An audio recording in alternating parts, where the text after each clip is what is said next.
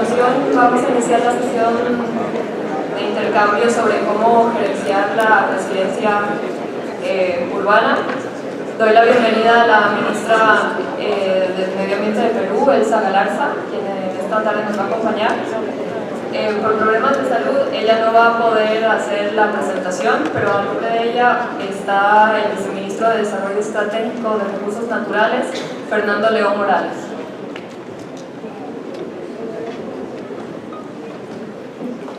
Buenas tardes con todos. Primero, darles el saludo de la ministra Elsa Galarza, que nos acompaña aquí, pero por motivos de salud no va a poder hacer la presentación. Yo estoy encargado de hacer la presentación. Agradecer también a la CAF y a todos los organizadores de este evento por invitarnos para compartir con ustedes algunos elementos que tienen que ver con la resiliencia urbana, ¿no? Cómo vemos desde la sostenibilidad en generar resiliencia en urbes, en ciudades que sean más sostenibles. Además, este elemento es fundamental y crucial en una ciudad como Lima, que es la segunda ciudad más grande del mundo en un desierto después del Cairo, y que es una ciudad que viene creciendo con más de 10 millones de habitantes, y una ciudad que tiene desafíos importantes en términos de sostenibilidad. Uno de ellos, por ejemplo, es el tema de agua. Tenemos 3 cuencas que abastecen de agua a la ciudad de Lima: Rímac, Chillón, Lurín, y la sostenibilidad del recurso hídrico en un contexto de cambio climático es un gran desafío para Lima. Entonces, el tema de resiliencia urbana es un tema vital e importante para tratar. ¿Cómo gerenciar la resiliencia urbana? Es la pregunta de esta parte de esta presentación. Vamos a tratar de responderla en una presentación con 3 bloques. El primero tiene que ver con algunos conceptos, un marco conceptual. El segundo tiene que ver con lineamientos de política. Y el tercero, vamos a llamarle una parte que tiene que ver con cuáles son los desafíos para generar resiliencia urbana en un contexto de cambio climático. Entonces, la prioridad que tenemos para generar sostenibilidad es el enfoque de crecimiento verde. Es decir, un enfoque en el que, por un lado, tenemos políticas que tienen que favorecer el crecimiento verde, que tienen que ver con capital humano, infraestructura, innovación. Por otro lado, lineamientos de política que tienen que ver con rectoría normativa, presupuestos, mecanismos financieros y transmisión de capacidades. Y allí en el medio ustedes tienen desafíos y oportunidades que hay desde el lado de las ciudades en términos de resiliencia y de sostenibilidad. Como sabemos, en el mundo las ciudades consumen entre el 70 y el 75% de la energía, por ejemplo. O sea, las ciudades son grandes consumidores de energía, son grandes consumidores de espacio y de suelo para edificaciones, pero también son grandes generadoras de residuos y de contaminación. Entonces hay desafíos en las ciudades, pero también hay grandes oportunidades para que desde una lógica del crecimiento verde comencemos a generar cambios en el transporte, cambios en la provisión de energía más sostenible y cambios en general en la resiliencia de la comunidad y la sociedad en un espacio urbano. Finalmente, esos cambios, asumiendo esos desafíos y esos retos, nos van a llevar desde la lógica del crecimiento verde a creación de empleos, a consumo verde y a atractivo de las ciudades, ¿no? Una ciudad que tiene resiliencia, una ciudad que tiene espacios verdes, una ciudad que está armonizada con los ecosistemas naturales alrededor de las ciudades, son ciudades más atractivas incluso para el turismo. Y también un elemento importante cuando hablamos de ciudades, y por ejemplo, regresando al tema de Lima, es ver a la ciudad y a la urbe no como un ente aislado, como un espacio geográfico aislado, sino ver a la ciudad como un espacio articulado, así como lo están todas las ciudades de la costa del Perú, por ejemplo, articulado con la zona andina sobre la base de cuencas hidrográficas y también articulado con la Amazonía.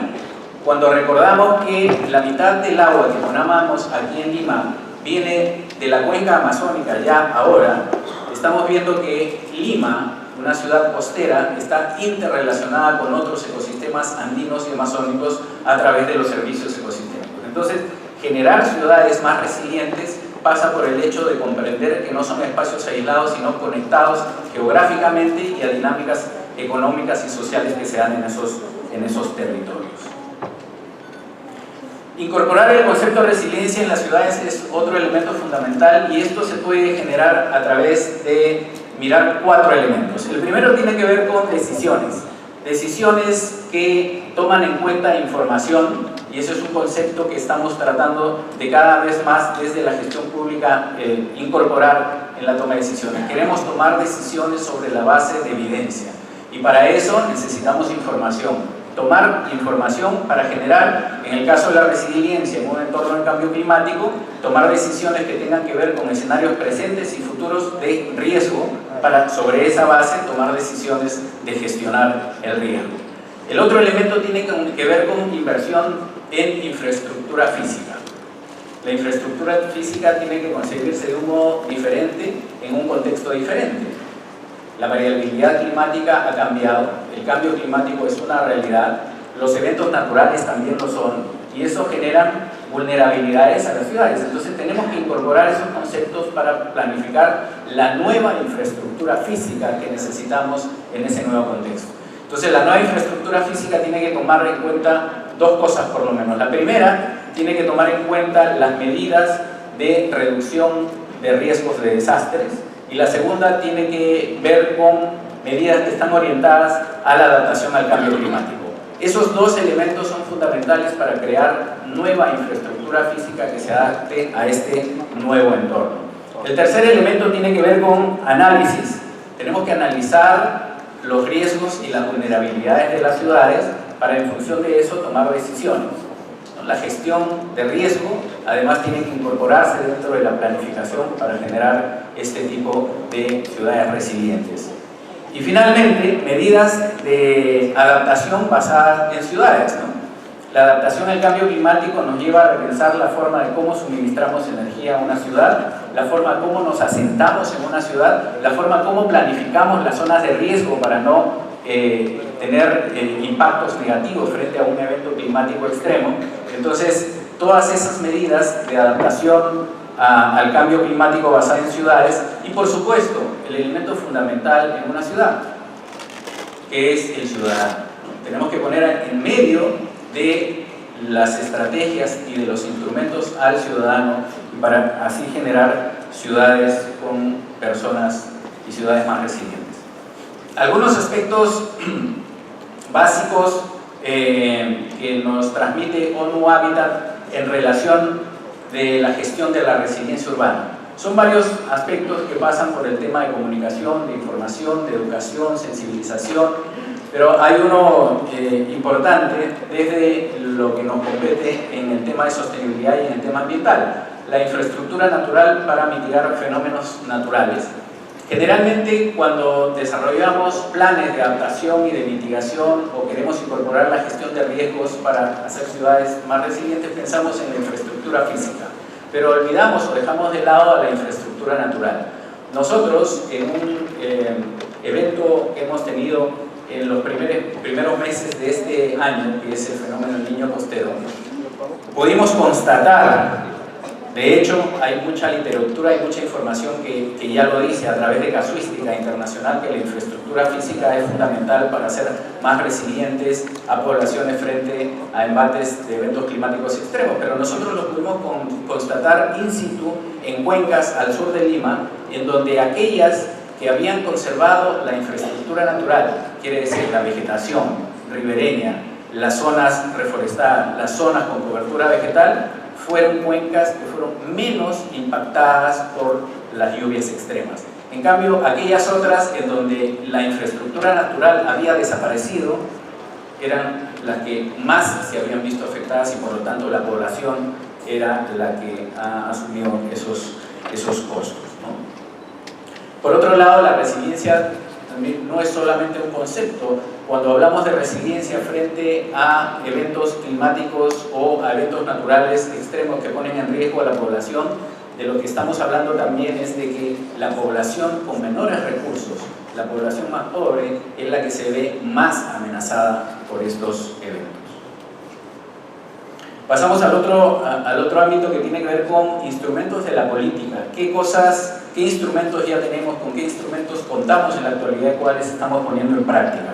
Primero, para poder responder cualquier Estado para responder a los ciudadanos en términos de atención a una emergencia o en términos de prevención para el riesgo de desastres, tenemos que hacerlo de manera articulada, concertada y sobre la base de sistemas. No pueden ser acciones aisladas. Y por eso, en este caso, tenemos el Sistema Nacional de Gestión de Riesgos de Desastres, el SINAGER, que está liderado por la Presidencia del Consejo de Ministros, el Ministerio de Defensa, pero que además tiene al CNEPRED, al Centro Nacional de Evaluación, Reducción de Riesgos de Desastres, y al Instituto Nacional de Defensa Civil. Eso forma el Sistema Nacional de Gestión de Riesgos de Desastres, y en la base de ese sistema tenemos al gobierno nacional, a los gobiernos regionales, la sociedad civil y el sector privado, por supuesto. La única forma de ser exitoso para enfrentar riesgos de desastres es trabajando y actuando en el campo a través de un sistema coordinado. Pero además hace falta no solamente tener la estructura organizacional de un sistema, sino hace falta tener instrumentos que operacionalicen ese sistema. Y en este caso, un instrumento importantísimo son los programas presupuestales, que trabajan en la lógica de la gestión por resultados. Entonces tenemos un programa presupuestal que se denomina Reducción de Riesgos de Vulnerabilidad de Atención a Emergencias por Desastres, es el programa presupuestal número 68, y que lo que hace es articular y alinear la intervención del Estado, la intervención pública, en el objetivo de hacer una gestión eficaz de los riesgos para los desastres. Pero además de ese instrumento de política, que es un programa presupuestal, donde se actúa a nivel multisectorial y multinivel, tenemos otro instrumento que es un programa de incentivos. Este programa de incentivos está dirigido a los gobiernos locales, las municipalidades, y es un programa de incentivos de la gestión, en apoyo a la gestión municipal.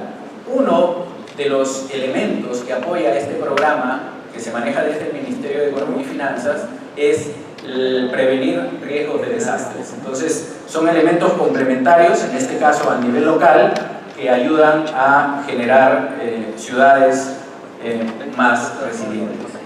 Otros instrumentos más operativos, que en este caso lo hemos trabajado de la mano con el Ministerio de Vivienda, Construcción y Saneamiento, la Superintendencia Nacional de Agua y Saneamiento, SUNAS, SEDAPAL, y en este caso el Fondo para las Áreas Naturales Protegidas, PROFONAMPE, es un mecanismo que se llama Mecanismo de Retribución por Servicios Ecosistémicos.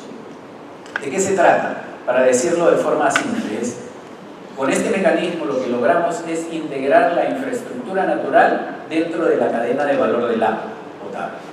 Es decir, que la tarifa de agua potable refleje también el costo de gestionar los ecosistemas, que son las fábricas proveedoras de los servicios ambientales y hidrológicos.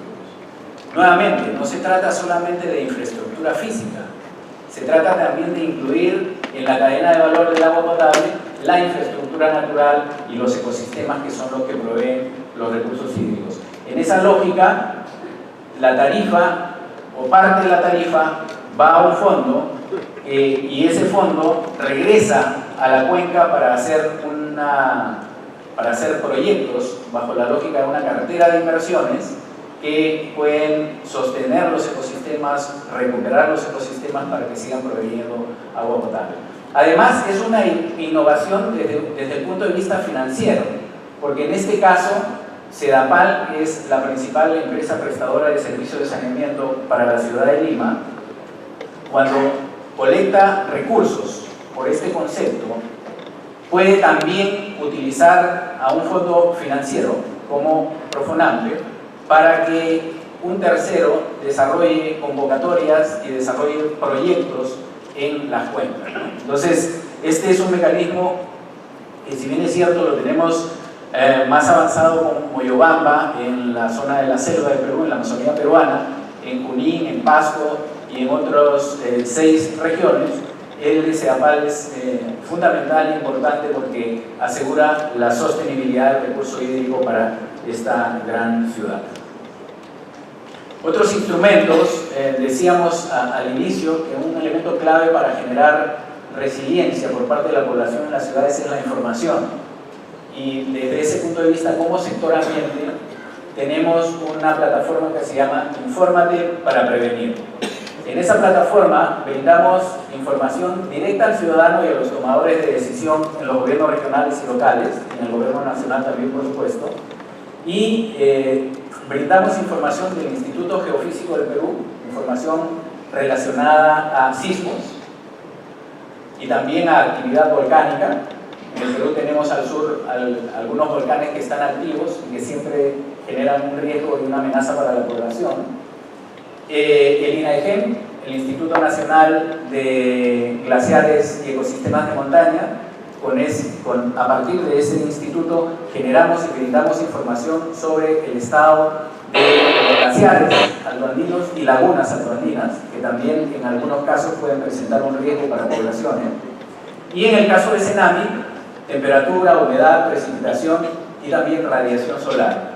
Ahora, esa plataforma Infórmate para Prevenir está abierta y pueden ustedes consultarlas desde la página del Ministerio. Información es un aspecto fundamental para que la ciudadanía tome conciencia, tome decisiones, las autoridades también, y generar ciudades más resilientes. Otro instrumento tiene que ver con la zonificación ecológica y económica. La idea aquí es muy simple: a partir de la identificación y diagnóstico de las potencialidades de un territorio, generar información para que se tomen decisiones para el mejor uso, para el uso más sostenible y competitivo de ese territorio. Entonces, es generar información del territorio para tomar decisiones en ese ámbito. Este es el tercer bloque, y aquí vamos a hablar de cuáles son los desafíos para generar urbes o ciudades más resilientes. Un elemento importante que está presente en nuestro país, y creo que en todos los países de América Latina y Caribe, acabo de ver el noticiero del mediodía y es increíble ver a la ciudad de Bogotá con una granizada y con una capa de hielo, ¿no? El cambio climático está aquí, es presente, no es una cosa aislada, nos toca directamente. Y entonces, en ese sentido, desde el Ejecutivo, desde el Ministerio del Ambiente, hemos generado una propuesta de una ley marco de cambio climático, que tiene tres objetivos. El primero es hacer que la variable de gestión de cambio climático, y por supuesto incluida la gestión de riesgo frente a eventos climáticos extremos, sea parte de la planificación nacional, de la planificación del desarrollo. Segundo, llevar el tema y la variable de gestión del cambio climático al más alto nivel de toma de decisiones. Y tercero, posibilitar un conjunto de instrumentos para la aplicación de lo que la ley dispone, que es la coordinación multisectorial, multinivel, para tomar decisiones de mitigación y adaptación al cambio climático. El reto es construir una sociedad más climáticamente consciente y resiliente, y para eso el desafío tiene que ver con la planificación, una planificación concertada entre todos los actores. Pensamos que la sociedad civil y el sector privado son actores fundamentales para poder desarrollar una gestión climática y resiliencia en las ciudades.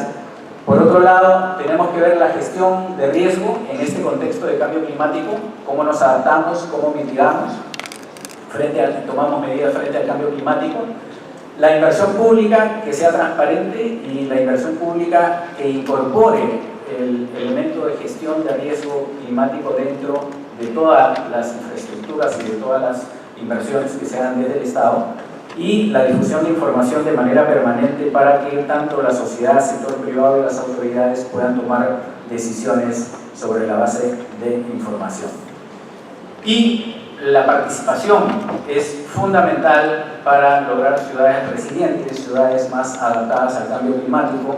En ese sentido, una mirada crítica en la toma de decisiones es fundamental, es decir, tenemos que repensar la forma en cómo tomamos decisiones, porque los cambios en el clima, las amenazas climáticas, nos tienen que llevar a hacer no las cosas de manera como la hemos venido haciendo hasta ahora, sino pensar de modos diferentes.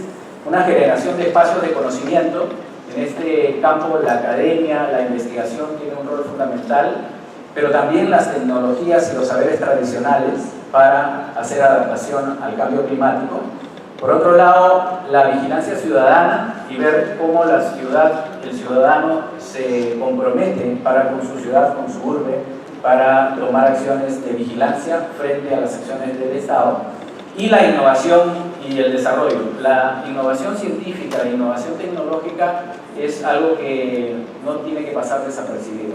Estamos nosotros en el Ministerio, en el Estado en general, tratando de tomar acciones sobre la base de nuevas tecnologías con las que ahora contamos y no contábamos hace 5 o 10 años, ¿no? Un satélite submétrico que te da resoluciones de 70 centímetros en el territorio, una plataforma de geobosques con la cual miramos la Amazonía cada 7 días a 30 metros de resolución. Es decir, todos esos elementos nos están llevando a tomar decisiones más enfocadas en evidencia científica, decisiones más inteligentes, pero también más adaptadas a una realidad climática.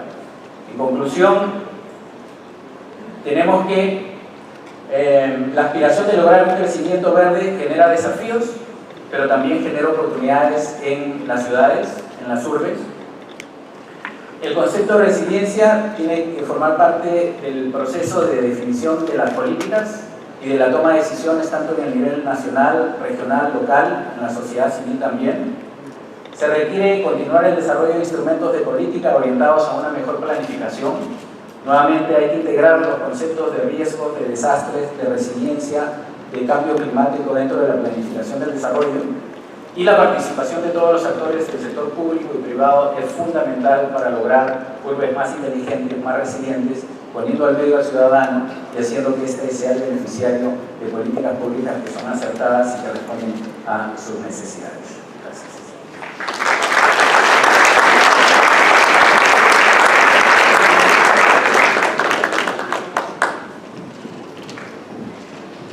Muchas gracias al viceministro Fernando León Morales. A continuación vamos a invitar al panel al moderador, Julio Valls-Gen, que es editor del Comercio en Perú, Luis Bonilla, director operativo de Techo, Werner Corrales, exministro de Planificación de Venezuela, Yolanda Cacabalce, presidenta del World Wide Fund for Nature, y Eugene Zapata, director regional para América Latina y el Caribe de 100 Resilient Cities. Bueno, buenas tardes. Antes que nada, agradecer a la CAF por la invitación a este evento. Vamos a empezar el diálogo. La idea de este diálogo es que sea fluido, hemos conversado antes para que haya intercambios de ideas. Yo hacer una presentación muy breve del tema y para contextualizarlo un poco, ¿no? Se estima que entre 1970 y el año 2010 aproximadamente han fallecido en América Latina 480.000 personas en desastres naturales. Repito la cifra, 480.000 personas fallecidas en desastres naturales. Es claramente un problema de la mayor envergadura, es importante y es grave. Eso por el lado humano. Por el lado económico, se estiman pérdidas aproximadas de 160.000 millones de dólares. Repito, 160.000 millones de dólares es muchísimo dinero. Esto, repito, es hasta el año 2010, no cuenta 2010-2017. Son cifras realmente impactantes. Estamos en un país sísmico, en el Perú, un país sísmico también sujeto a huaicos o a aluviones, como le llamarían en otros lugares. El día de hoy, solo para contextualizar, el ministro de Defensa hace un rato informó 5 personas han fallecido en la región San Martín, llovió 3 días seguidos, se activó la quebrada, vino el huaico, se llevó el puente, está incomunicada la región, digamos, en la localidad específica, y entre los fallecidos hay 2 menores de edad. Solo quiero contextualizar lo importante que es el tema de la resiliencia urbana y lo que se puede hacer. Quiero empezar preguntándole a cada uno de ustedes que haga una presentación breve de cuál es justamente la relevancia de gerenciar, ¿no?, la resiliencia urbana. Y gerenciar significa gestionar, ¿no? Y quería empezar contigo, Jim. Muchas gracias, muy buenas tardes. y también quiero agradecer a CAF por la amable invitación a participar en este importante evento. Yo empezaría quizás haciendo una aproximación conceptual al tema de resiliencia. Nosotros, bueno, yo, como comentabas, represento a un programa que se llama 100 Ciudades Resilientes, que está en más de 50 países, que fue creado hace 3 años por la Fundación Rockefeller, y que observa a la resiliencia como una posibilidad de un sistema, en este caso la ciudad, para salir adelante después de una crisis. Y quiero hacer esta breve reflexión conceptual porque nosotros consideramos que la crisis a la que una ciudad se puede enfrentar y que pone en riesgo su viabilidad y la supervivencia de este sistema urbano no nada más se origina por causas naturales. La resiliencia normalmente se ha entendido en años recientes como gestión de riesgos y de desastres naturales, ¿no? Y veíamos en muchas de las presentaciones que el enfoque está en fenómenos derivados en su mayoría por el cambio climático o desastres de naturaleza geológica, como puede ser un terremoto, puede ser la erupción de un volcán. Sin embargo, si vemos el concepto de resiliencia como esta capacidad que tiene un sistema de salir adelante ante un impacto fuerte o una tensión crónica que se vaya acumulando, nuestra perspectiva es que esto no se reduce a los impactos de índole natural. Y pongo algunos ejemplos. Hay ciudades que pueden tener consecuencias mucho más funestas para su viabilidad en el futuro a partir de un fenómeno creado socialmente que un fenómeno creado naturalmente. ¿Qué le pasó, por ejemplo, a Detroit, cuando la industria automotriz norteamericana se mudó de allí y perdió su vocación económica como ciudad? ¿Qué le pasó, por ejemplo, le está pasando a Ciudad Juárez, en Chihuahua, en la frontera de Estados Unidos con México? Una ciudad que nace con una vocación de industria maquinadora para surtir el mercado norteamericano de autopartes y proveer de mano de obra barata a las empresas que venían a instalarse de este lado. ¿Qué va a pasar si mañana se termina el Tratado de Libre Comercio con Estados Unidos?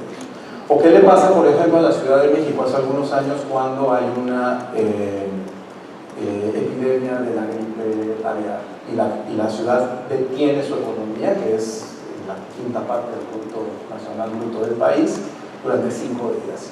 Entonces, la resiliencia para nosotros no nada más es el huracán, la inundación, el tsunami y la sequía. Sí, efectivamente, como bien veíamos a lo largo del día, la región latinoamericana es una región que está particularmente expuesta a estos fenómenos naturales y que ha sufrido lo que tú mencionabas hace unos minutos, enormemente en términos tanto de pérdidas humanas como de impactos económicos.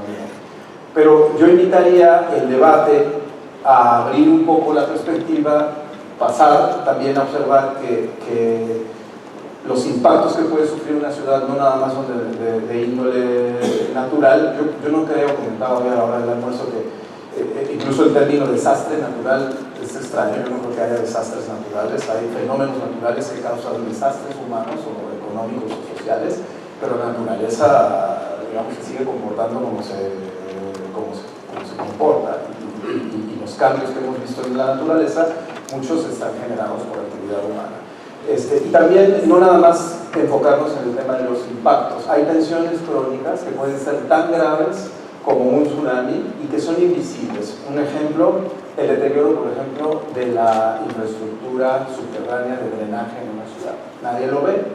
Las tuberías se van haciendo viejas, se van rompiendo, se van parchando. Los gobiernos locales, por muchas razones, lo podemos ahondar, con visiones a veces de corto plazo, con mandatos interrumpidos, con capacidad institucional a veces débil o incipiente, reparan, arreglan aquí, este pedacito, arreglan allá. Pero pasan los años y es difícil que una municipalidad aborda el problema de renovar la infraestructura subterránea de drenaje en la ciudad. Y esto puede poner en riesgo la sanidad y la vida de la gente mucho más que el mundo. Entonces sería, digamos, una primera aproximación al concepto de resiliencia. Yo lo abriría más a una capacidad de supervivencia de un sistema, en este caso la urbe, que no nada más son edificios ni normas ni autoridades, también son árboles, son personas y son espacios, y no nada más ante impactos agudos, sino también ante tensiones crónicas. ¿Cuál es tu idea de resiliencia? ¿Cuál es tu relación con la ciudad? Muchísimas gracias, claro, también a la por la invitación, por esta oportunidad. Yo no voy a repetir porque 100% comparto las ideas de mi colega, pero voy a añadir unas pocas cosas.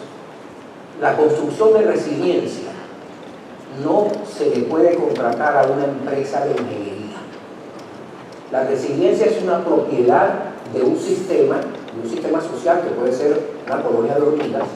Es una propiedad que surge del funcionamiento del sistema, que la lleva a conservar su futuro, su objetivo. Es decir, la resiliencia es la capacidad para retomar la senda de desarrollo si esa senda ha sido extraviada y de retomarla muy rápidamente antes de que se descompongan otros componentes del sistema.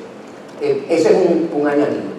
Como no se puede construir, como es algo que resulta de la autoorganización de complejidad del sistema, lo que podemos hacer es fortalecer las instituciones para que sea capaz el sistema de generar su resiliencia.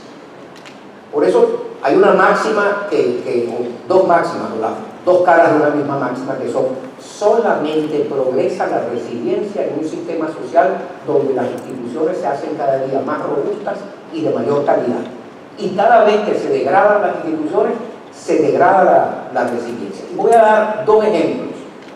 Uno referido a la construcción de un sistema de puertos. En un país hipotético que tiene 20 años dependiendo en su crecimiento de la mejora de su inserción económica internacional, no se puede considerar sistema a los puertos.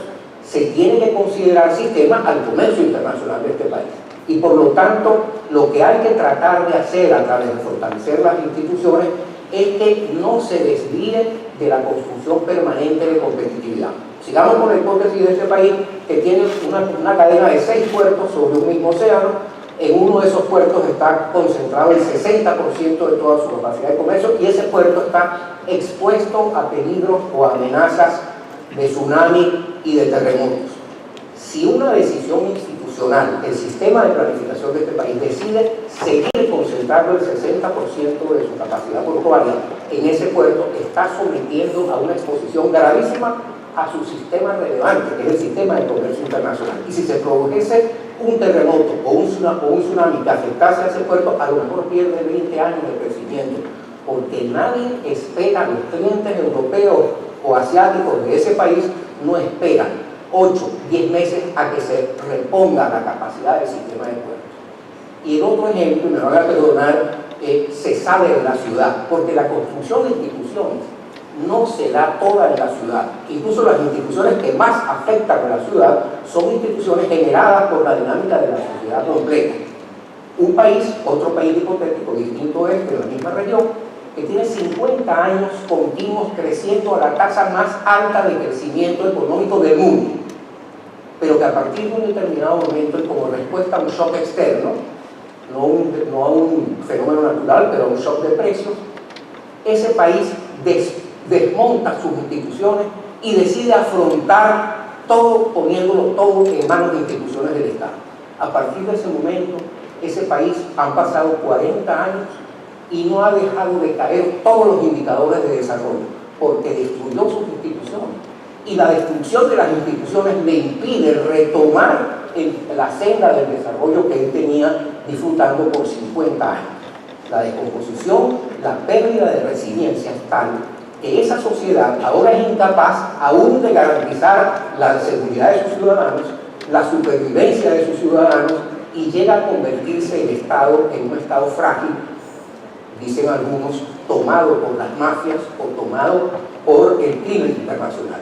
La resiliencia depende de las instituciones, y la política que puede tener cualquier país para construir resiliencia es la política de fortalecer instituciones democráticas, instituciones políticamente liberales, instituciones que dejen al ciudadano en el centro y que estén al servicio del ciudadano.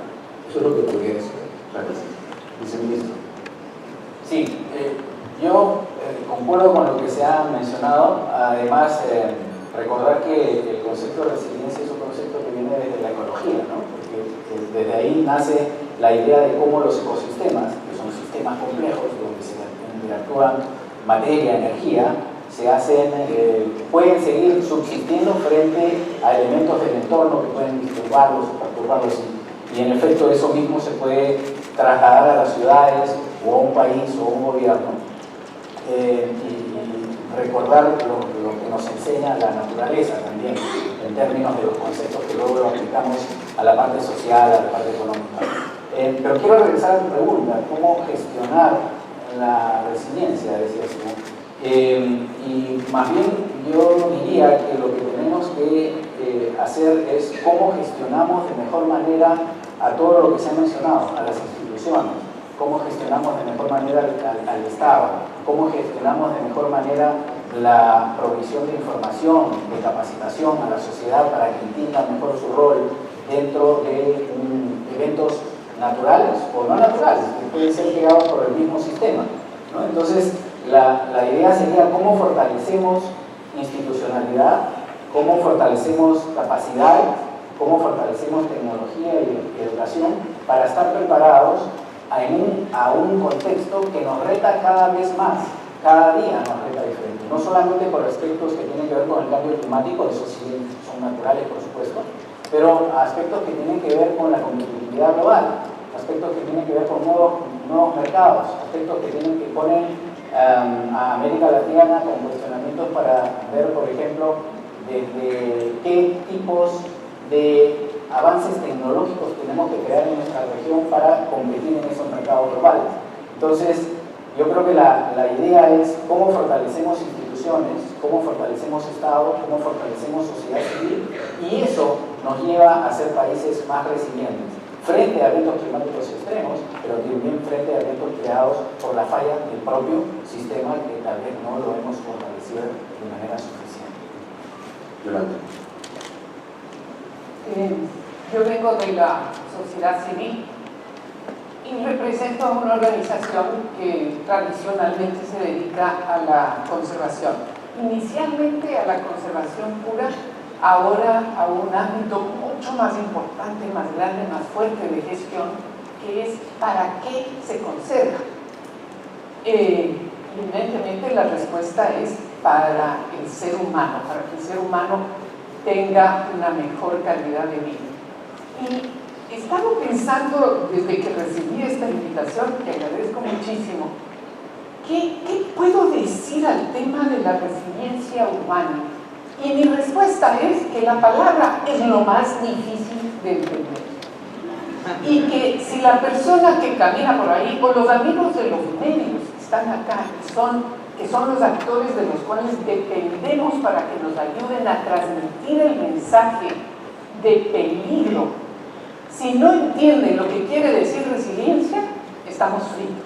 Y a mí me tomó cantidad de tiempo el poder definir en lo personal, ¿no es cierto? Para mí, ¿qué implica ser resiliente? Entonces, mi primera reflexión es, ¿cómo explicamos mitigación? ¿Cómo explicamos los servicios ecosistémicos del planeta? ¿Cómo explicamos la huella de carbono o la resiliencia?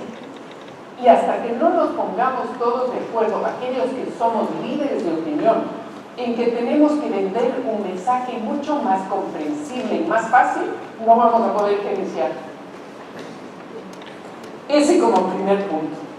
El segundo es que para poder trabajar en la construcción de ciudades del futuro, necesitamos alianzas estratégicas que cada vez las estamos necesitando más.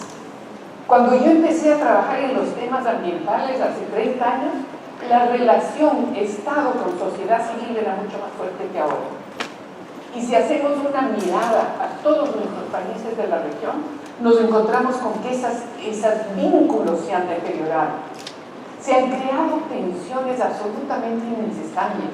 Se han creado tensiones que reflejan competencias mal interpretadas.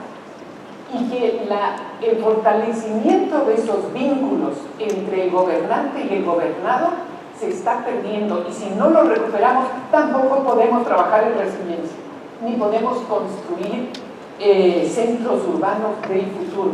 Además que el futuro ya no es lo que era, ¿no es cierto? El futuro era facilísimo de predecir. Hacíamos un par de números en una hoja ahí con cálculos económicos y el futuro estaba clarísimo. Este rato no tenemos ni idea de qué va a suceder mañana, porque las condiciones de cambio se han modificado de tal manera que ciudad del futuro necesita repensar un mundo de cosas diferentes. Y por último, quiero mencionar que no solamente es el vínculo con actores lo que tenemos que repensar, sino el vínculo de la ciudad con elementos que rodean a la ciudad. No podemos pensar una ciudad del futuro si no se reconstruye el vínculo de la ciudad con lo rural. Si no construimos y redefinimos el vínculo del origen del agua con el uso del agua, del origen de la energía con el gasto o el consumo de la energía. Y lo más importante de todo, o dos temas importantes, no podemos construir una ciudad del futuro si no sabemos de dónde vienen los alimentos. Si no sabemos cuánta agua consume un kilo de carne, si no tenemos la más mínima idea de cómo se están deteriorando los ecosistemas naturales alrededor de la ciudad con el pretexto de producir más. Y si no aceptamos que el 50% de la comida se va a la basura, nunca llega a la mesa del consumidor. Entonces, evidentemente, estamos en problemas si ese vínculo de conocimiento no se construye. Y el último elemento, si no construimos la relación de la salud del ser humano con la salud del ecosistema. No pueden caminar los dos por rumos diferentes. Un ecosistema sano produce, genera y sostiene una sociedad sana. Gracias.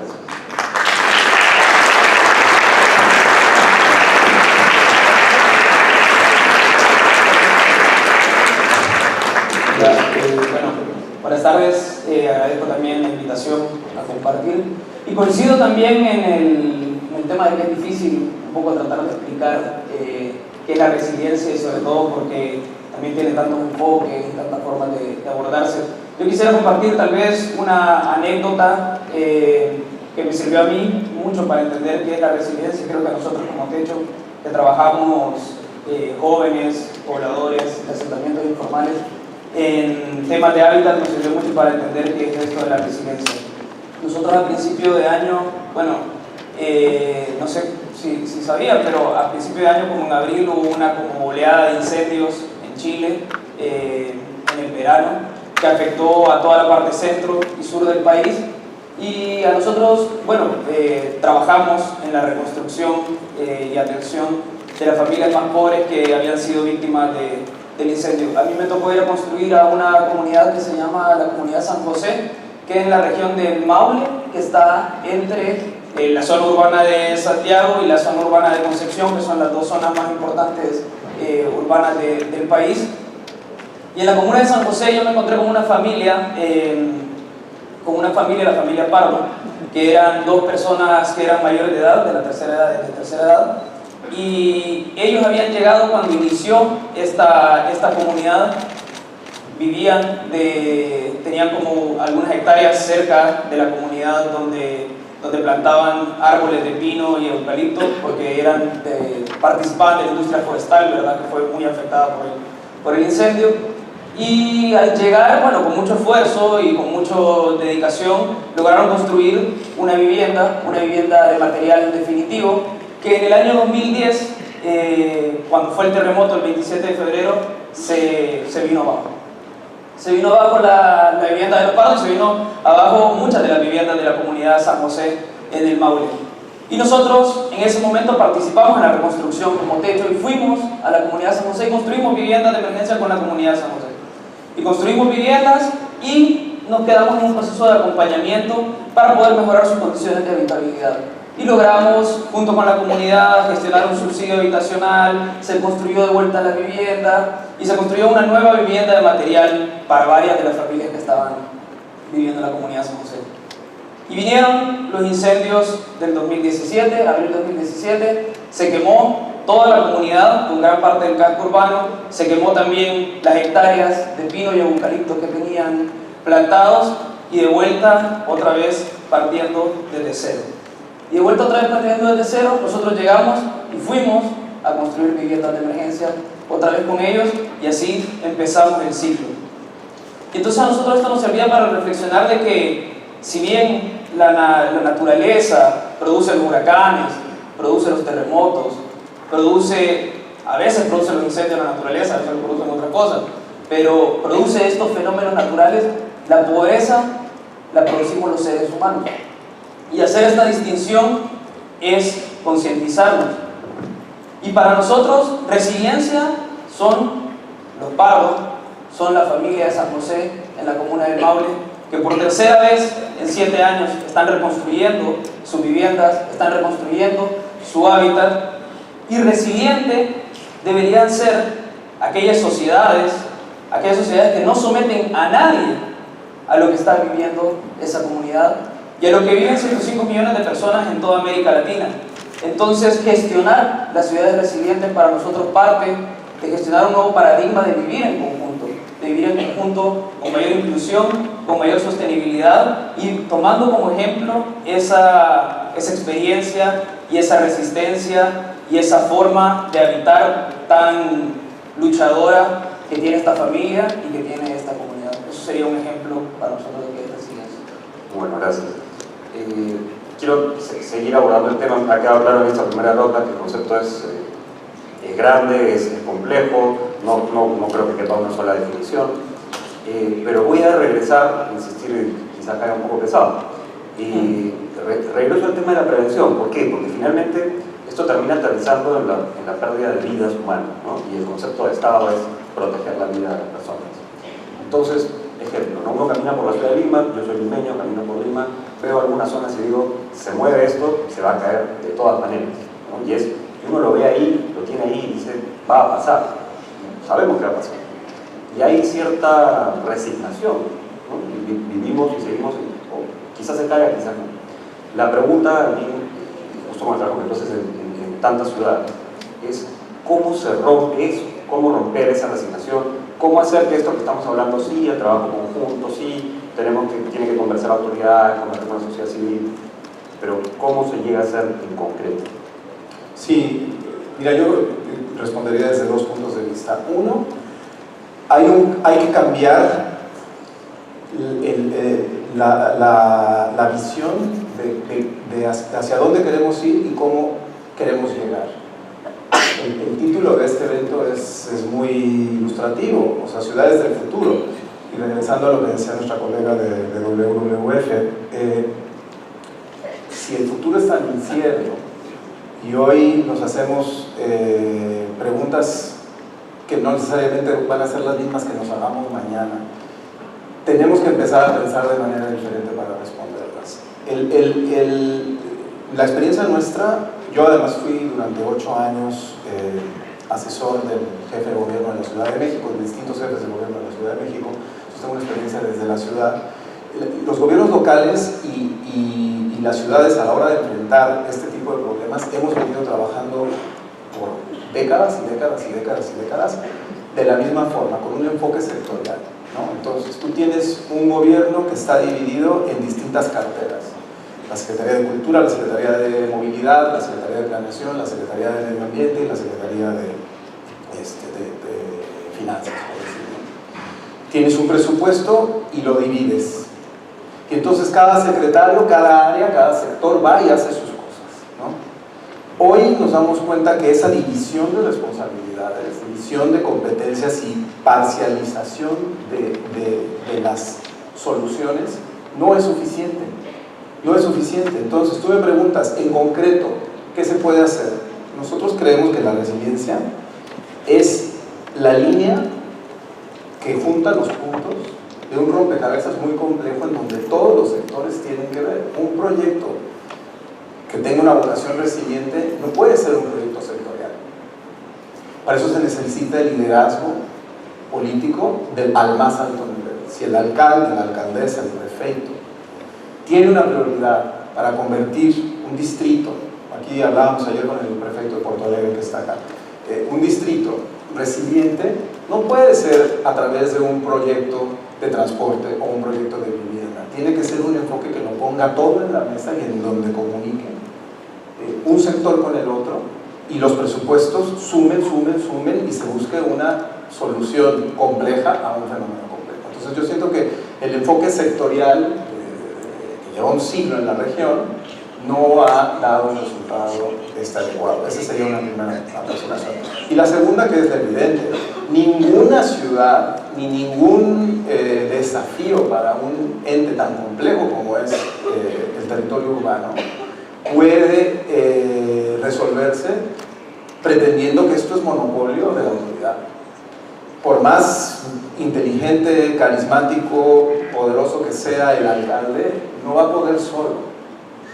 Entonces, creo que armar equipo con el sector privado, armar equipo con la academia, armar equipo con la sociedad civil, con los líderes de la opinión, hoy más que nunca, ¿no? Los líderes de opinión son ya los ciudadanos, ni siquiera son los editores de los medios prestigiados como el tuyo.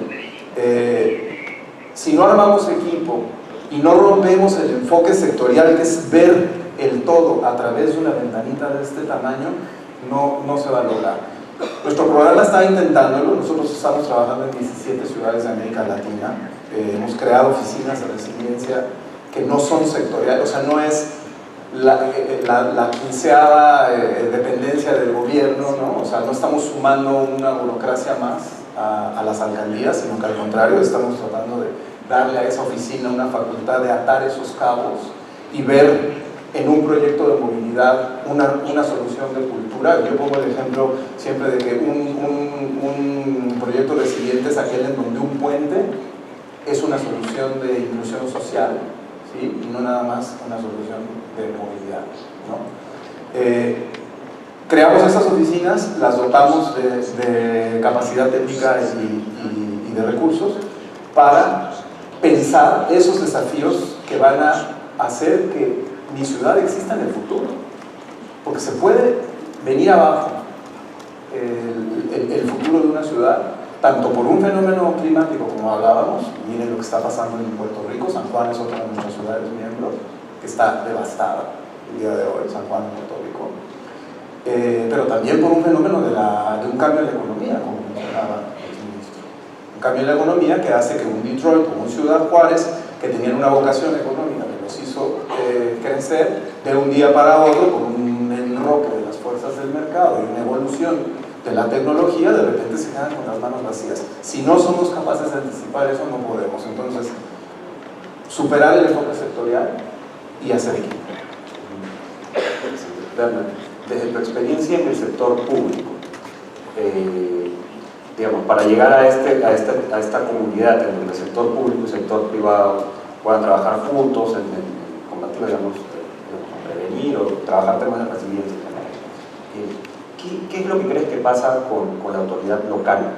O sea, finalmente, digamos, en las grandes ciudades tenemos municipalidades más grandes, pero terminamos aterrizando en municipios locales en donde tienen mucho trabajo que hacer y simplemente ocurre algunas veces que la autoridad no hace nada y deja a la población desamparada. Pasa mucho en nuestro continente. ¿Qué hacer ante esas situaciones concretas? Yo diría lo siguiente. Mencioné en mi intervención anterior que la vía es fortalecer instituciones. Instituciones no es organizaciones, o no solamente es organizaciones, fundamentalmente es reglas, leyes, sistemas institucionales en ese sentido. La experiencia que ha venido desarrollando CAF, por cierto, yo no soy funcionario de CAF, pero he sido consultor de la CAF en temas de resiliencia. La experiencia que viene desarrollando CAF desde fines de los años 90 es muy importante. Cómo fortalecer las instituciones para la resiliencia pasa por darle una importancia enorme a dos cosas. Una, la planificación. No en proyectos solamente, no la ingeniería del proyecto. La mayor parte de los problemas de exposición a riesgos o de exposición a amenazas se genera o puede eliminarse en el momento en que se hace un plan de una red.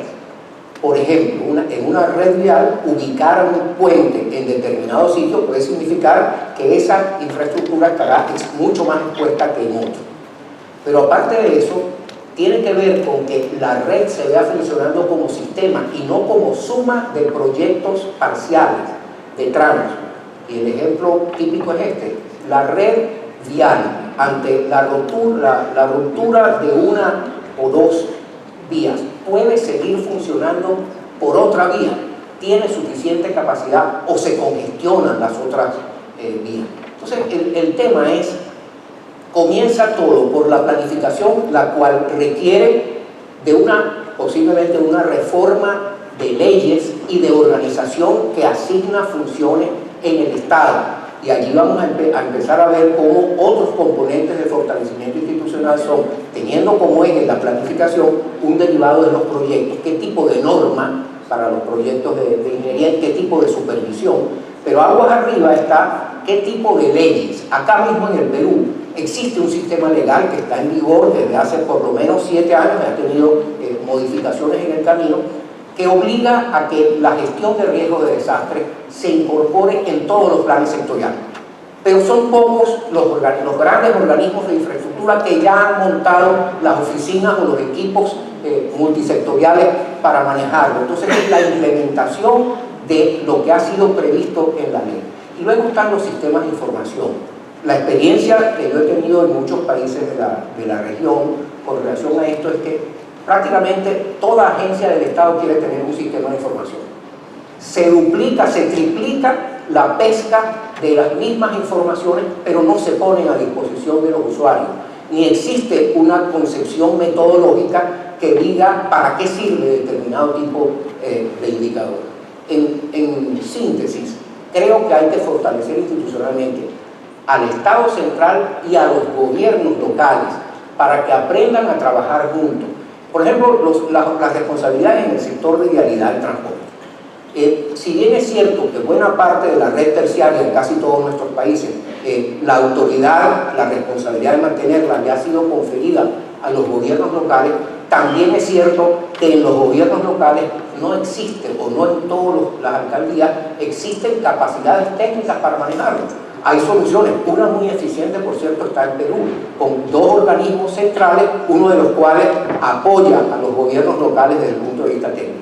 Cuando esos organismos, tanto los centrales como los locales, hayan incorporado no a especialistas en resiliencia, sino en su propia mentalidad de lo que es la construcción de los planes viales y de los proyectos viales, hayan incorporado la construcción de resiliencia, en ese momento se van a haber resuelto muchísimas cosas. Hay otra cosa que es esta. Los políticos en general suelen asumir que el problema de desastres es atender al desastre. Por lo tanto, hay que tener equipos muy bien preparados para que cuando se da el desastre hay que acudir allá y asistir. La cosa comienza mucho antes.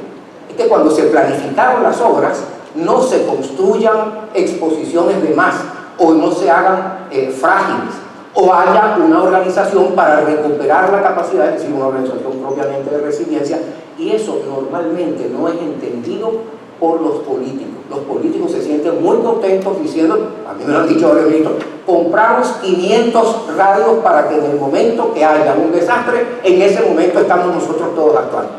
No es fácil vender la idea de que la construcción de esa capacidad para enfrentar y superar los desastres comienza por la planificación. La planificación suele tomar mucho tiempo, los resultados de la planificación no se ven en el momento de cortar una cinta y por eso no es tan fácil.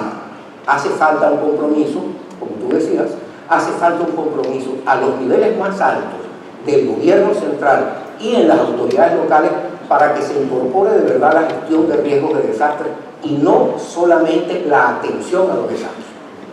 Justamente pasamos a la actualidad, estamos ahora con un viceministro de Estado. Viceministro, ¿cómo está en este momento la coordinación de su sector con los gobiernos locales? En el Perú tenemos cerca de 1.800 municipalidades distribuidas en el territorio, son 1.800 autoridades. ¿Cómo va esa coordinación? Sí, en realidad son 1.836, 196 provinciales, ¿no? 25 gobiernos regionales. Es un ámbito amplio, complejo, además geográficamente distinto, pero es el desafío que estamos afrontando. Desde el Ministerio del Ambiente, desde el sector, tenemos la experiencia de integrar la gestión de riesgos climáticos y la variable climática dentro de la planificación del desarrollo a nivel regional y a nivel local. Entonces, en ese sentido, lo que estamos haciendo es generar que las políticas de carácter central y ejecutivo, voy a poner el ejemplo del cambio climático, tenemos una estrategia nacional de cambio climático donde se definen claramente medidas de mitigación y adaptación. El desafío es cómo en el nivel regional también los planes que funcionan se adhieren o se alinean a esa lógica. Y en efecto, como lo decía usted, no para generar proyectos de cambio climático que no existen, sino para que los proyectos que se vayan a generar, sean de agricultura, sean de infraestructura, sean de diferentes proyectos de desarrollo, integren la variable climática como un elemento más en la lógica de desarrollo sostenible. Entonces, ¿cómo va eso? Es un desafío grande. Estamos trabajando con gobiernos, las autoridades regionales ambientales, en los gobiernos regionales y pasando a los gobiernos locales. El espacio que hemos establecido desde el Ejecutivo, que son los GORES ejecutivos, las reuniones con los gobiernos regionales y los MUNI ejecutivos, que son las reuniones conjuntos o clústeres de gobiernos locales, nos están ayudando a integrar estos elementos, por ejemplo, de la gestión del riesgo de cambio climático. Pero, en efecto, construir resiliencia va más allá de suministrar información. Tiene también que ver con el fortalecimiento de la institucionalidad en esos niveles de gobierno. Y tiene también que ver con cómo cambiamos los paradigmas, es decir, cómo logramos generar, lo que tú señalabas al inicio, ese elemento en el cual la autoridad en ese nivel cercano, local, sabe que ahí puede ocurrir una desgracia por un evento externo y cómo comenzamos a planificar de modo diferente para integrar ese riesgo en la planificación del desarrollo. Creo que ahí también, y del territorio, creo que ahí también tenemos que echar mano de cosas que ahora tenemos y no las teníamos antes, que son la tecnología, ¿no? Ahora tenemos imágenes satelitales con mayor resolución, ahora tenemos información que la podemos distribuir más rápidamente a través de las redes, y esa información puede ayudar a las autoridades y a la sociedad también a tomar decisiones más adecuadas frente a un evento extremo, frente a un evento climático, y también a las instituciones para ayudar en su propio fortalecimiento. Yolanda, vista la región comparada con otros lugares, con otras regiones, ¿en dónde estamos? O sea, ¿qué tan atrás estamos? ¿Hay alguien que tenga algún modelo mejor? ¿Dónde sí está funcionando la planificación, digamos, trabajar en ciudades resilientes? Vamos todos a Bután. No, Bután es una maravilla, ¿no es cierto?, de modelo, de manejo de nación, pero nuestras realidades son totalmente distintas. Pero las oportunidades son mucho mejores que las de otros continentes.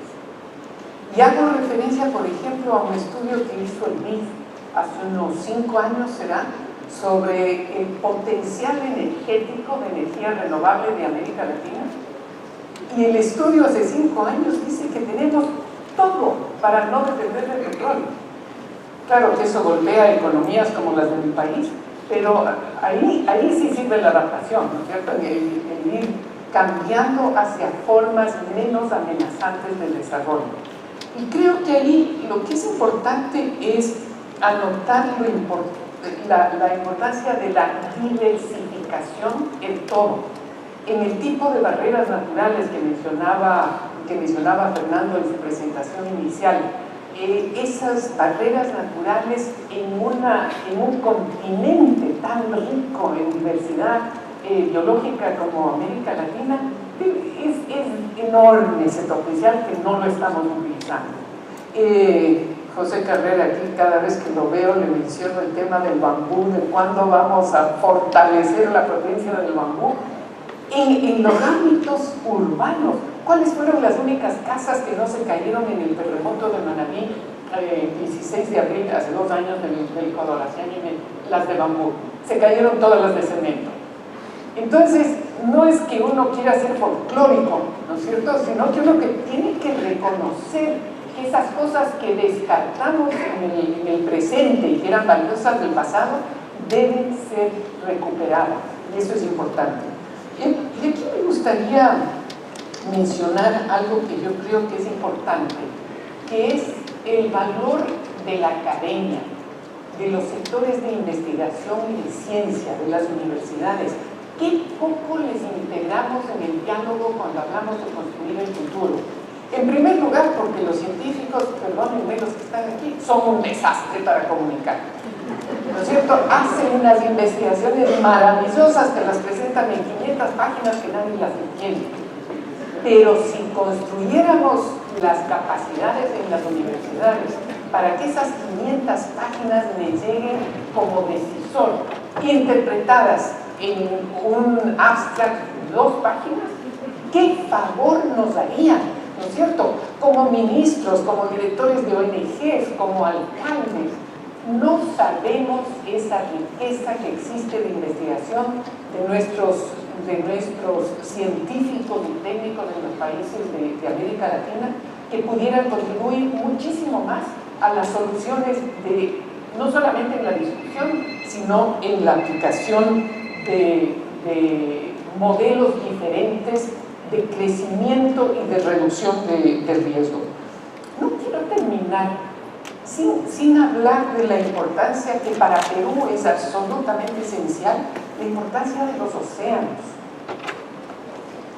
Perú sufrió un colapso, que quiere decir que se rompió la resiliencia en la crisis de la anchoveta, que creo que toda América Latina la escuchó porque afectó a Perú durísimo en su economía, ¿no es cierto?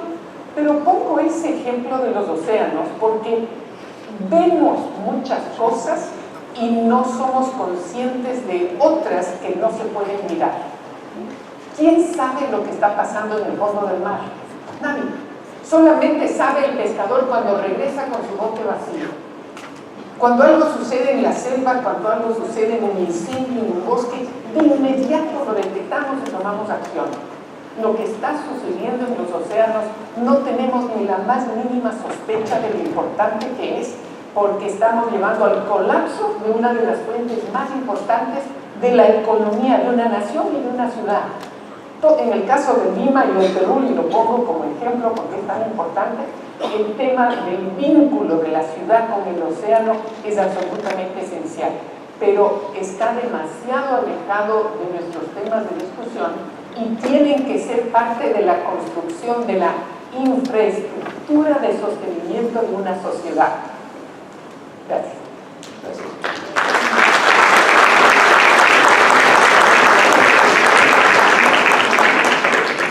Entonces, regresando al tema del aporte que pueden hacer las comunidades. Las comunidades es la realidad, es el día a día.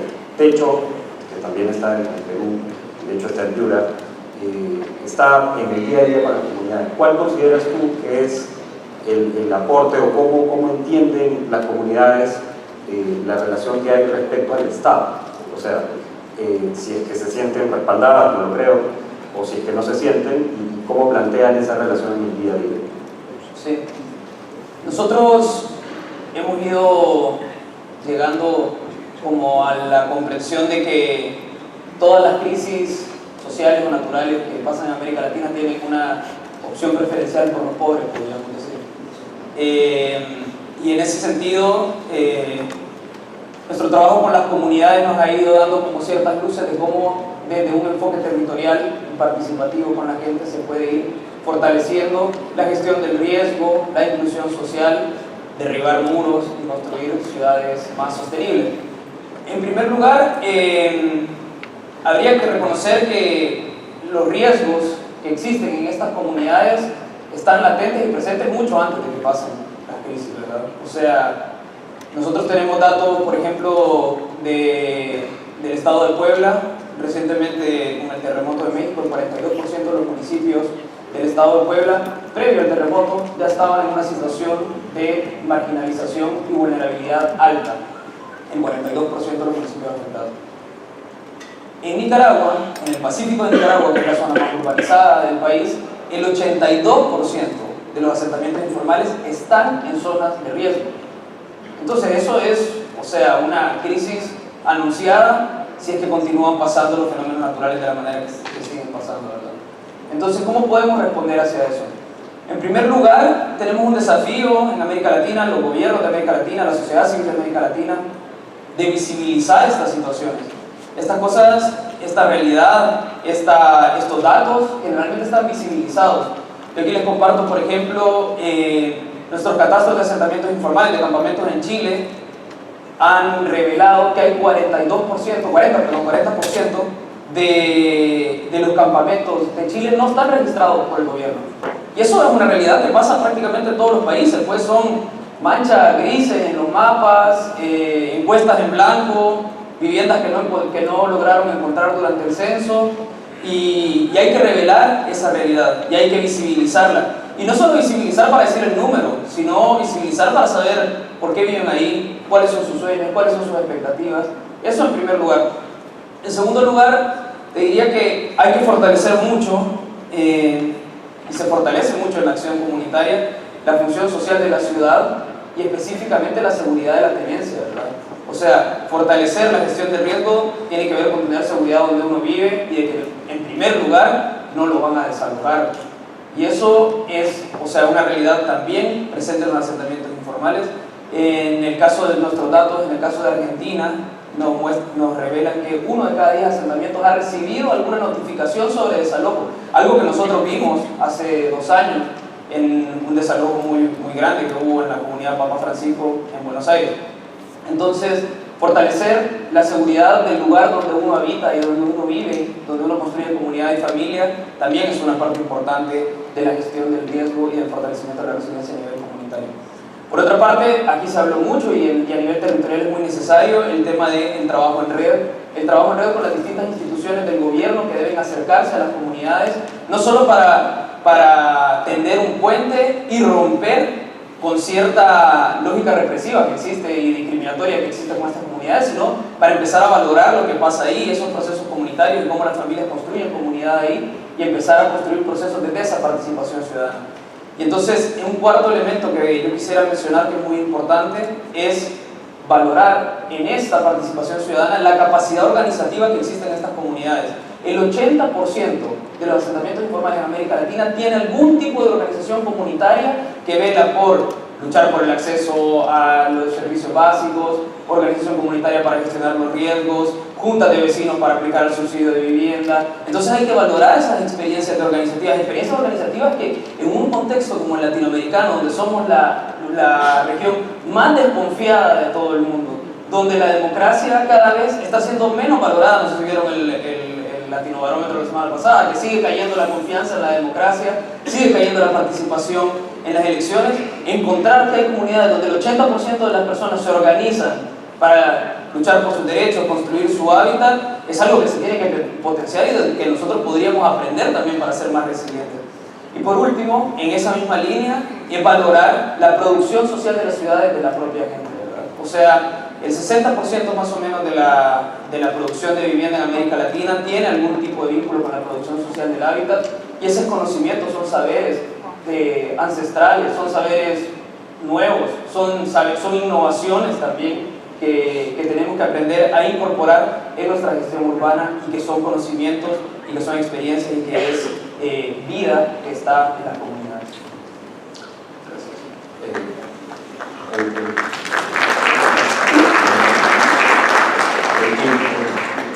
regresando un poco a la pregunta inicial, ¿no? ¿Cómo gestionar la resiliencia urbana?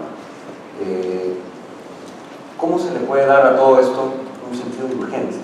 Porque, o sea, insisto, yo camino por la calle y veo que se va a caer el edificio. Hemos dicho que sí, conversando, que trabajando juntos, autoridad civil, sociedad civil, Estado, pero a mí me queda la sensación de que se necesita una especie de shock. O sea, es una situación, la exposición de nuestras poblaciones a estas situaciones de riesgo es muy alta. ¿Cómo darle ese sentido de urgencia? Es interesante tu pregunta y además la respuesta. En mi opinión, hay una enorme paradoja detrás de todo esto. Es urgente, inaplazable, ¿no? Inaplazable, que las ciudades y en la región, porque aquí estamos hablando de América Latina, empiecen a pensar esto y anticipar el impacto, el desastre, el problema, no esperarse, como comentábamos, a que suceda el desastre para entonces salir a la urgencia. Es indispensable anticiparlo, urgentísimo, pero por otro lado, las respuestas para anticipar no son respuestas de corto plazo, es una visión de muy largo plazo la que se requiere. Entonces aquí, en esa paradoja tenemos algunos enormes desafíos. ¿Cómo una ciudad, con sus autoridades y sus distintos actores, puede pensar más allá de el alcalde o la alcaldesa de su mandato, ¿no? ¿Cómo se puede romper esa frontera entre el periodo de gobierno y las necesidades de la ciudad a largo plazo? Eso es un enorme desafío, porque en mi país, por ejemplo, hasta hace muy poco no había reelección para los alcaldes, no hay un servicio civil de carrera que tenga una masa permanente de funcionarios de cierto nivel que sobrevivan a los cambios de gobierno. Llega un alcalde y se van todas las personas que están en nivel de decisión, llega con nuevas prioridades. Cuando cambia el partido político, el alcalde nuevo no quiere saber nada de lo que hizo el alcalde anterior y todos los buenos planes se van a la basura. Entonces sí es urgente, es inaplazable, como comentaba, pero la solución no puede ser de corto plazo, porque entonces está sujeta a que la nueva autoridad llegue y la descalifique o ponga sus nuevas prioridades. Y tampoco creo que se puede pensar resiliencia en las ciudades de América Latina circunscribiéndolas al territorio político-administrativo de cada municipio, porque ya esas fronteras son invisibles.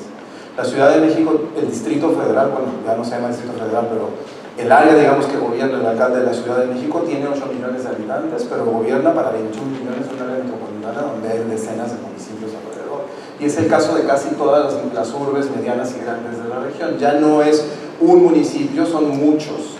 A veces son de partidos políticos diferentes, a veces se quieren, a veces no se quieren. Entonces yo diría, es urgente, es inaplazable, pero hay que ver más allá del mandato específico del gobernante en turno, ¿sí? Y más allá de mi frontera, porque es muy fácil que yo barra la basura a la casa del vecino y luego el vecino me la vuelva a regresar. Los alcaldes que son vecinos se tienen que organizar y la resiliencia se tiene que pensar a nivel supramunicipal, a nivel metropolitano.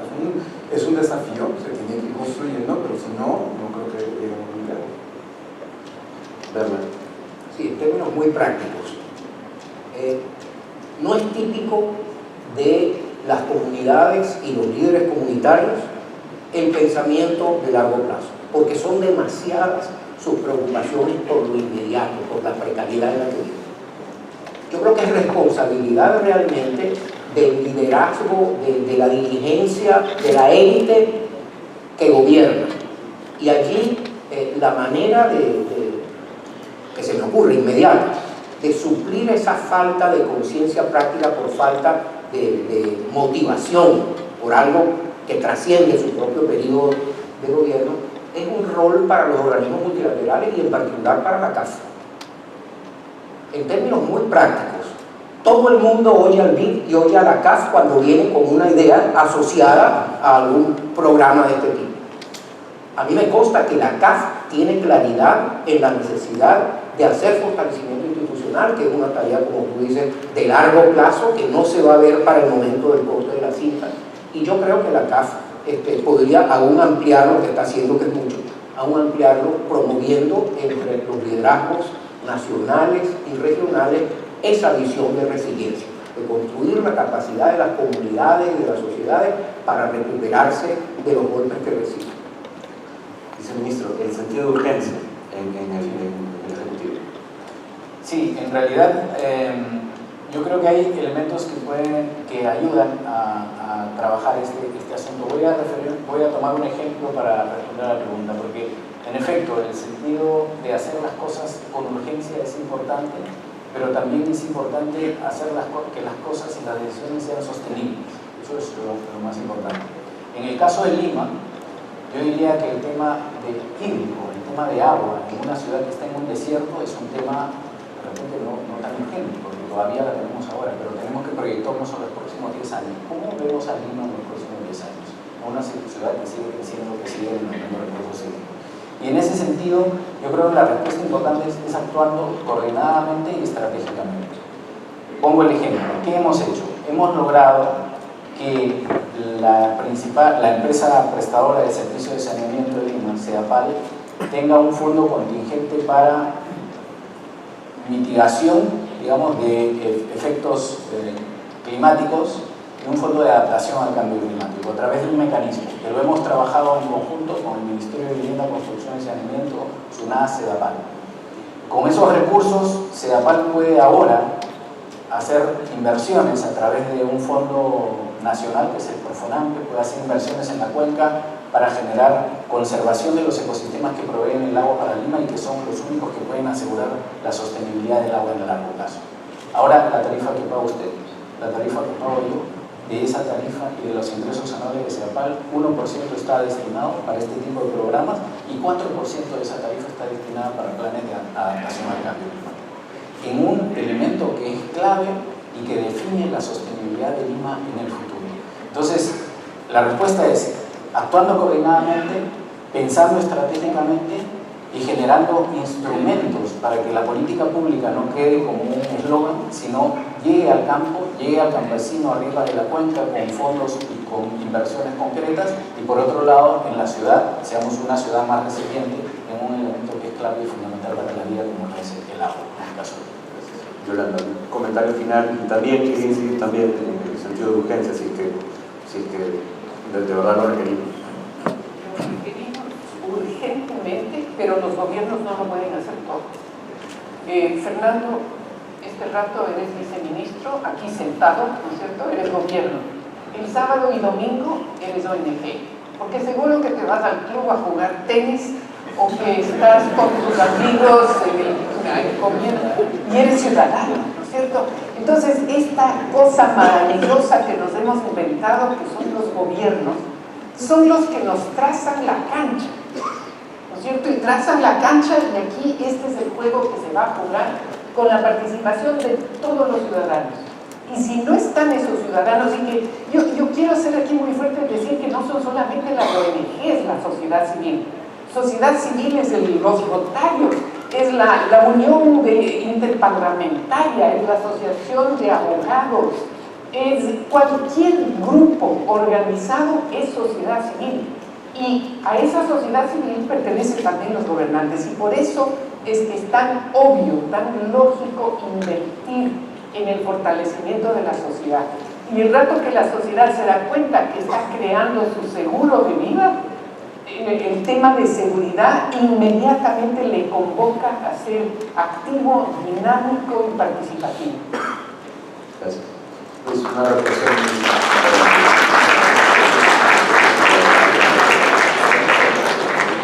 Yo, creo que el sentido de urgencia en términos objetivos está. Creo que en la medida que las instituciones públicas, privadas y la sociedad en general nos acerquemos a la vida cotidiana de las comunidades, vamos a ir cobrando ese sentido de urgencia.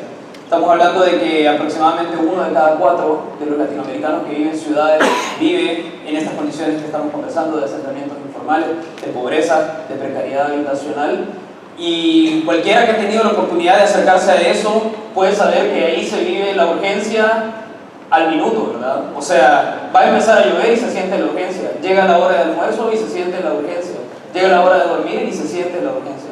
Entonces las condiciones objetivas para la urgencia están y que son el reflejo de grandes desafíos que hay en la sociedad latinoamericana. Nosotros recientemente publicamos la semana pasada un estudio para poder determinar por qué las personas llegan a vivir en campamentos en Chile, y el 60% nos contestaba que viven en campamentos porque no les alcanzó para pagar el arriendo y tuvieron que pasarse a vivir a un campamento. Eso es urgencia. Otro estudio de Bogotá nos mostraba que el 65% de los asentamientos que hay en Bogotá están conformados en gran parte por gente que ha sufrido desplazamiento por la violencia, por los conflictos políticos. Eso es urgencia, y eso es urgencia de vida o muerte. Entonces, yo creo que en la medida que todos, como sociedad, y especialmente los gobiernos, se acerquen a estas comunidades, vamos a ir entendiendo el sentido de urgencia. Y también vamos a ir aprendiendo algunas cosas de planificación y de gestión a largo plazo, porque los gobiernos pasan, los huracanes pasan, los incendios pasan, y las comunidades siguen ahí, y siguen ahí construyendo viviendas, construyendo espacios públicos, construyendo accesos a la ciudad, y creo que también ahí tenemos mucho que aprender de esa sabiduría colectiva que se construye. Muchas gracias. Tenemos unos minutos para preguntas del público, por favor. Sí.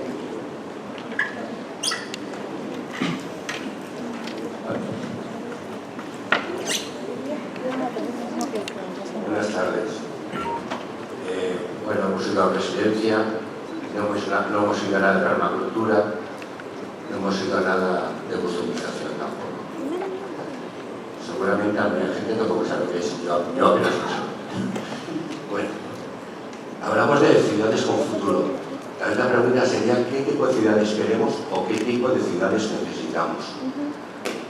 Las ciudades están compuestas de edificios, de apartamentos, de casas, las cuales nos protegen. No sé que la digamos como otra.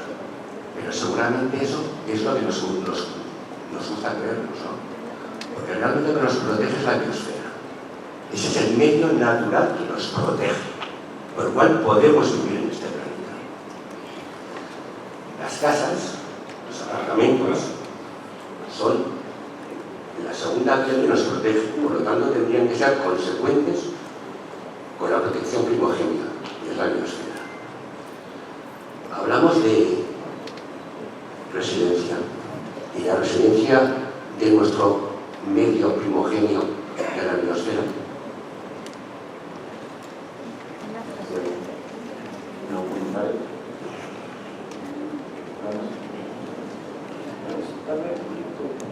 Me permite responderme, es muy importante el conjunto de factores naturales, de los elementos de la naturaleza y de los ecosistemas que usted ha mencionado. Pero como la pregunta con la que usted inició su intervención fue ¿cómo es la ciudad que nos imaginamos?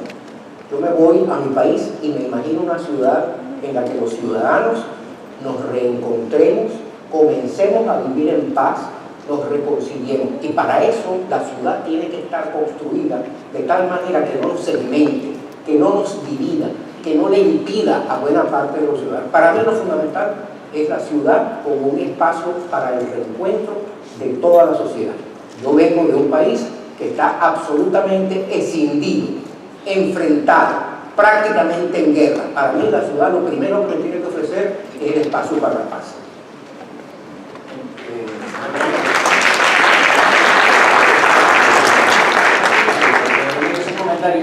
Yo había señalado también el hecho de que la palabra resiliencia viene, nos los enseña a lo que usted se refiere como biosfera, ¿no? Son los ecosistemas, el ecosistema en conjunto, lo que nos enseña la palabra resiliencia. Y yo creo que para tener las urbes del futuro, las ciudades que queremos en el futuro, tienen que ser ciudades con excelentes servicios, con mucha infraestructura física en favor y en beneficio del ciudadano, pero tienen que ser espacios en los cuales los ciudadanos y todos sintamos que estamos articulados en un ecosistema mayor. En Lima y en todas las ciudades de la costa peruana, por ejemplo, creo que tenemos que reencontrar ese espacio que se ha quebrado entre sentirnos que en Lima estamos bien, porque más arriba hay ecosistemas que funcionan, que en Lima podemos tener agua porque los Andes todavía tienen ecosistemas de bufedales y humedales que nos proveen agua. Que en Lima estamos bien porque la Amazonía aún funciona y bombea agua y eso la mitad lo envía aquí a Lima. Entonces, yo creo que lo que usted señala, el concepto de biosfera, es fundamental para entender la sostenibilidad de las ciudades, pero para entender la sostenibilidad de nuestra propia vida en el futuro. Por acá hay una pregunta. Muy interesante el grupo. Quisiera hacer una pregunta. ¿Qué aprendieron ustedes sobre cosas que se pensaban que estaban haciendo bien y que tuvo un efecto perverso en relación a la resiliencia, en relación a protección ambiental y seguridad? Porque hay una serie de políticas, sabemos, donde se hace una cosa en las mejores de las intenciones, pensando que se está mitigando el problema y se da cuenta después que está, en la verdad, teniendo un impacto perverso. Quizás quisiera oír si hay algún aprendizaje en ese sentido, cosas que imaginábamos que estábamos haciendo bien y que en la verdad estaban teniendo el efecto inverso. ¿Algunos se animan? ¿Algunos se animan a contestar? Yo me animo a decir que todo lo que he hecho bien.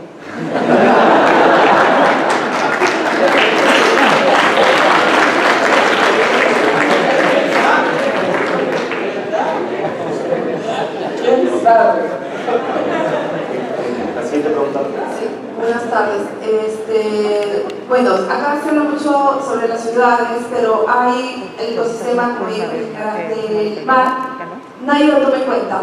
Aprovecho que están acá diferentes instituciones, expertos, para que puedan abrir esta posibilidad de poder mejorar el ecosistema del mar. Hay dos manchas en el océano que tienen 10 metros de profundidad del tamaño de México, y eso es lo que está causando todo el daño del planeta.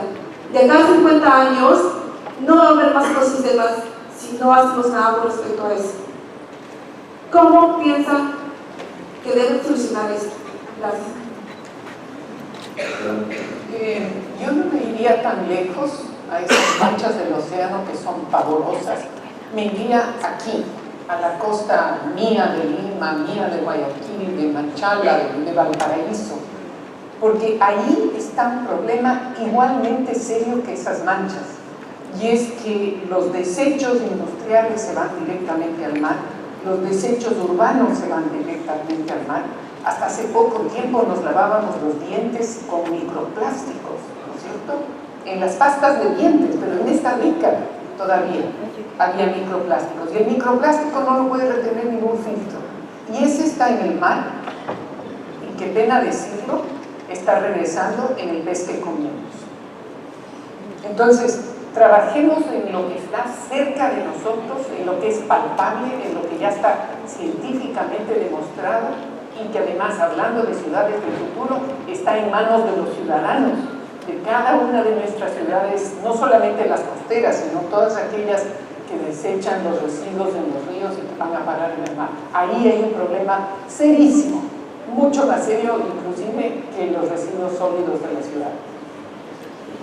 Yo, sobre la pregunta que planteaba el profesor Martín, bueno, nosotros como Techo creo que muchísimas cosas hemos aprendido de nuestra inexperiencia o de nuestra experiencia tan empírica.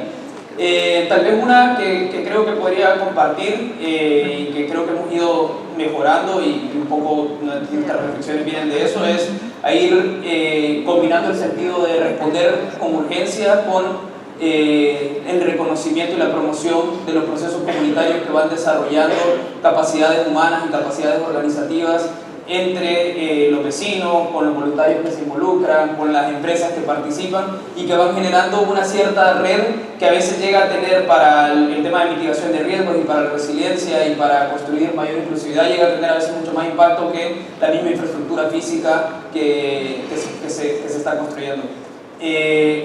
Eso podría ser tal vez una analogía con muchas veces, creo que la política de vivienda de los países debería de reconocer eso también, y debería de aprender, creo que se ha aprendido bastante y se tiene que seguir aprendiendo, que la política de vivienda tiene que tener más una gestión de hábitat integral, que no solo se trata de reconocer que la vivienda está en el centro y alrededor de la vivienda tiene que haber espacios sociales, espacios públicos, conectividad, sino de que el hábitat también es parte del proceso humano que va pasando. Entonces creo yo que eso es algo que se tiene que seguir reforzando en cuanto a la gestión de la ciudad y la política habitacional en América Latina, y que nosotros por nuestra parte como organización trabajando en América Latina hemos ido aprendiendo trabajando con las comunidades también. Eso podría ser. Gracias. Estamos ya terminando, se nos acabó el tiempo. Yo quería agradecer a la CAF por haber puesto este tema en la agenda, por la relevancia del tema. Es justamente importante que en este tipo de foros se converse de esto, y pedir un aplauso para este distinguido país.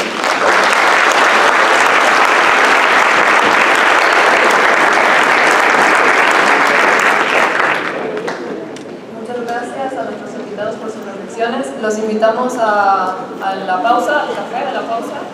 Volviendo del café, van a haber 2 sesiones paralelas.